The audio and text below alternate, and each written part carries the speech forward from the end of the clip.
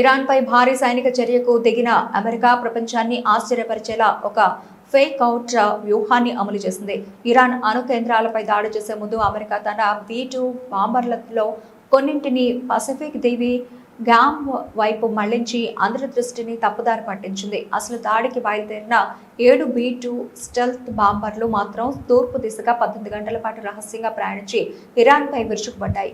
ఈ operation mid night hammer శనివారం ప్రారంభమైనట్లు America సైన్యం ఆదివారం వెల్లడించింది. ఈ భారీ ఆపరేషన్లో భాగంగా బాంబర్లు ఇరాన్ గగనతలంలోకి ప్రవేశించకముందే అమెరికా జలాంతర్గామి 2 డజన్లకు పైగా టొమహాక్ క్రూయిజ్ క్షిపణులను ప్రయోగించింది. ఇరాన్ యుద్ధ విమానాలు క్షిపణుల నుంచి రక్షణగా అమెరికా ఫైటర్ జెట్లు బాంబర్లకు ముందు కవచంగా వెళ్లాయి.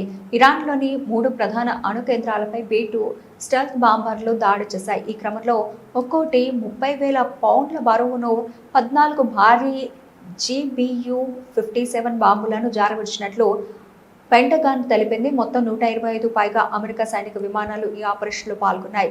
తమ ఆపరేషన్ వ్యూహాత్మకంగా గొప్ప విజయం సాధించిందని, ఇరాన్ సైన్యం ఒక్క తూటా కూడా పేల్చలేకపోయిందని joint chief of staff chairman general John Caine పెంటగాన్లో విలేకరులకు తెలిపారు. ఇరాన్ ఫైటర్లు గాల్లోకి లేవలేదు. మా రాకను వారి గగనతల రక్షణ వ్యవస్థలు గుర్తించినట్లు కూడా ఆధారాలు లేవు. మేము చివరి వరకు దాడి అంశాన్ని రహస్యంగా ఉంచగలిగాం అని ఆయన వివరించారు. లక్ష్యంగా చేసుకున్న 3 అణు కేంద్రాలు తీవ్రంగా దెబ్బతిన్నాయని ప్రాథమిక అంచనాలు సూచిస్తున్నాయని కెయిన్ చెప్పారు. ఇరాన్ అణు కార్యక్రమం పూర్తిగా ధ్వంసమైందని అమెరికా రక్షణ మంత్రి పీట్ హెగ్సేత్ ధీమా వ్యక్తం చేశారు.